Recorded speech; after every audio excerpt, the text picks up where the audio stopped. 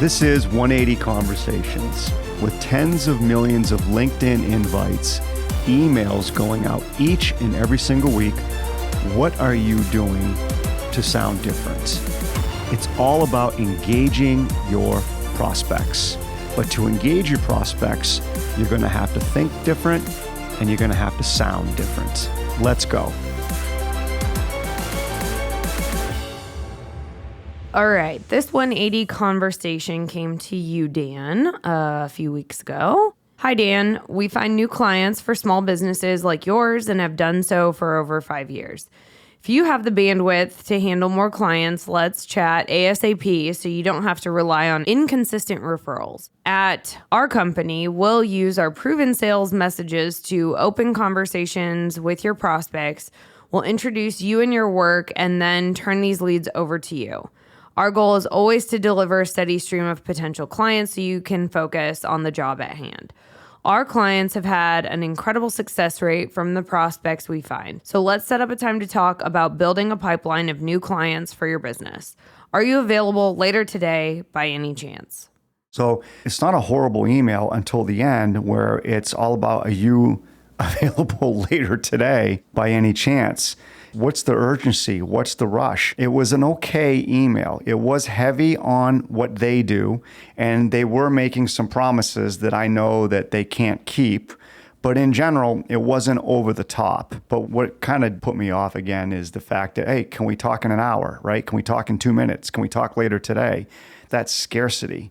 And anytime we as human beings read or experience scarcity, we pull back. We become cautious. All right, so next message came through 2 days later. Hi, Dan. Just following up here. Are your referrals providing enough leads? We guarantee that you'll close business while working with us. I have to imagine that would help grow your business. As a reminder, we'd be talking about ways to get you on the phone with a steady flow of potential clients each week. This is purely a revenue-focused conversation for your business. If you are not the correct contact, please point me in the right direction. So 2 days later, and anytime we as human beings make a guarantee, how does the other person receive it? With distrust. Distrust and skepticism. There are no guarantees. Here's the odd thing too, right? We are a sales consulting firm. How do they know we're going to close the business? How do they know that their approach is going to be right for us? There is just a lot of assumptions made. And anytime there's a guarantee, they're just trying to appeal to desperate individuals. There might be a minority of the population that might be desperate enough to fall for that promise of a guarantee. But for the rest of us, we'd still be skeptical. Correct. 6 hours later, you got another message. This was interesting. Yeah, this one's my favorite. The subject line is cutting in line here, Dan. And this next individual from the same organization says, hey, Dan, I know my teammate, Cindy, has already contacted you, but since I lead the team and given the potential fit, I figured I'd jump in. Not sure how much info you already have, so I'll give you the quick rundown. Our company is focused solely on providing genuine leads to small businesses. First, we learn who your ideal prospect is and get you connected. Then, once the conversation is warmed up, we hand it over to you to close the sale. Yes, you can do the research yourself, but we do it at scale and with solid results. Do you have a few minutes to get on the phone and see if we're a fit? So at the end, they say, let's get on the phone to talk about if you're a good fit. At the beginning, they say that they are a good fit.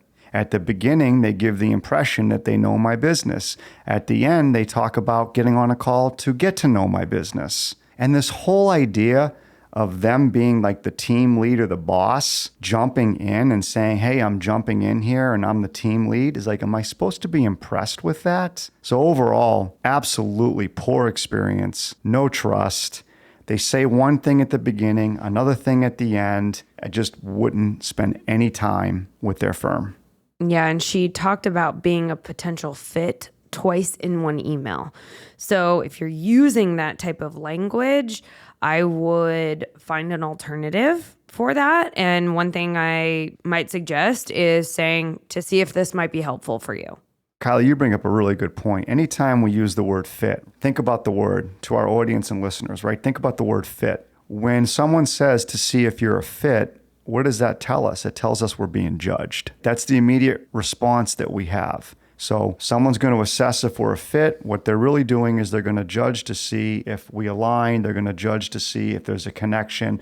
And none of us like to be judged. Fit is a poor choice of word.